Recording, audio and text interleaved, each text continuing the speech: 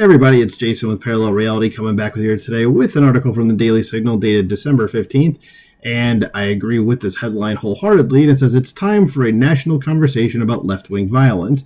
And this is in the wake of the idiot that went and killed the United Healthcare CEO because reasons. And the left is just apoplectic about, or I should say that's not even the right word. That's a bad word to use. They're actually happy that this happened because their morals have been completely skewed, and I think we should all be able to agree on the fact that murder is bad. They don't think so. So the article says, even before we knew the targeted killing of United Healthcare CEO Brian Thompson by Luigi Mangione was politically motivated, many leftists were justifying, celebrating, and rationalizing the shooting.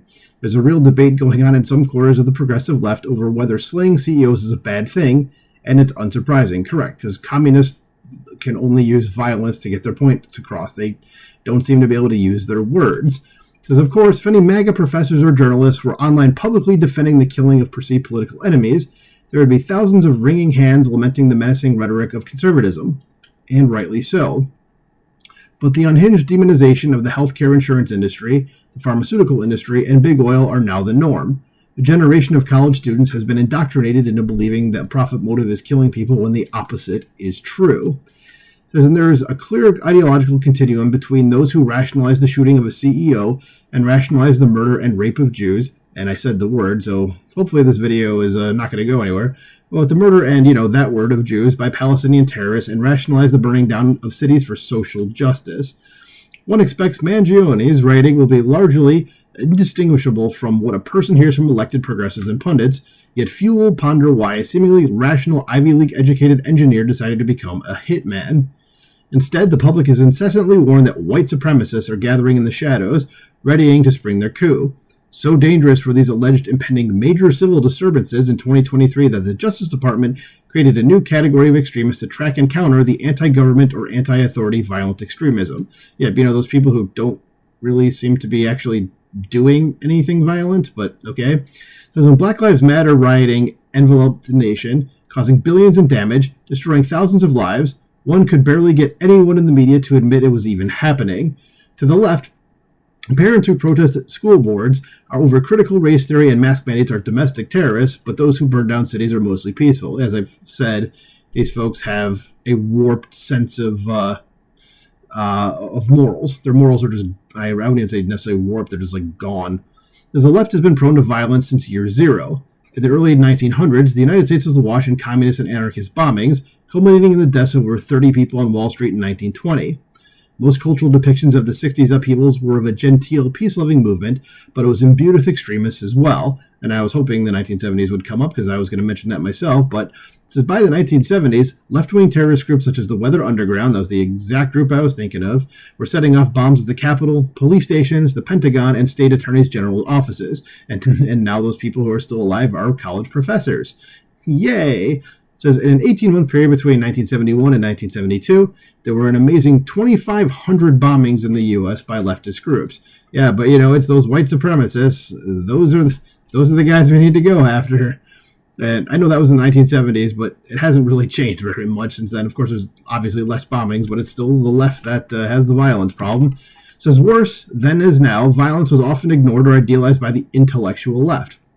When I was young, self-styled socialists would sometimes commemorate mass murderers such as Che Guevara or Mao Zedong on t-shirts. Yeah, they still kind of do that today. It says today, defeated contemporary public intellectuals such as Ta-Nehisi Coates write best-selling books celebrating terrorism. The late Kathy Boudin, a former Weather Underground member who was involved in the Brinks truck robbery that killed 3 innocent people, operated Columbia University's Center for Justice for decades. And by the way, Kathy Boudin, I believe, is actually the mother of Chesa Boudin, who was the San Francisco DA that was elected a few years ago, that got recalled because his policies were so crazy that even San Francisco was like, yeah, this dude is nuts even for us.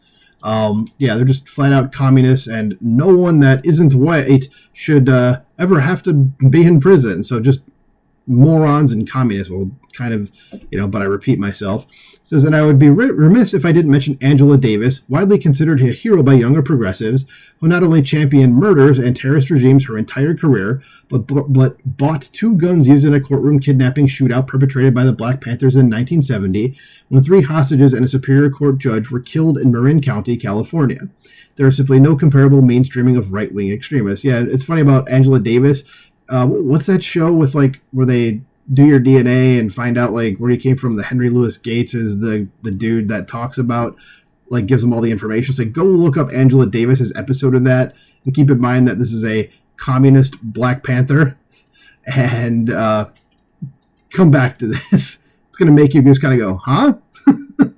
So, continuing on, it says it was James Hodgkinson who walked onto an Alexandria, Virginia baseball field in 2017 and opened fire at a Republican congressional delegation. He was a Bernie Sanders fan, and no one seems to ever want to talk about this incident.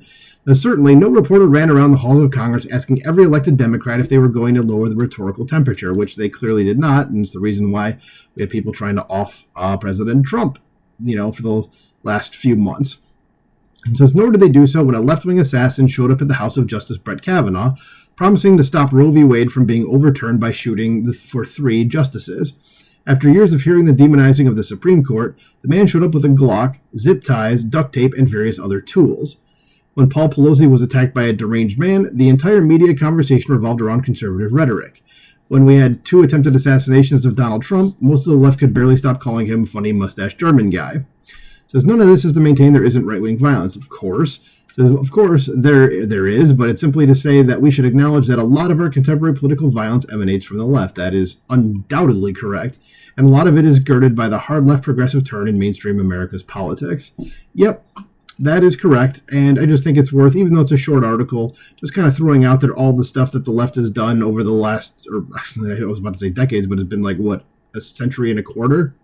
Like I said, since 1900 in here. So, yeah, I mean, you shouldn't be celebrating this Luigi Mangione guy because he's a bad dude. You don't leave your home mourning and decide you're going to murder somebody, and you're not a hero when you do that. Sorry, I don't care what you think about the United Healthcare CEO.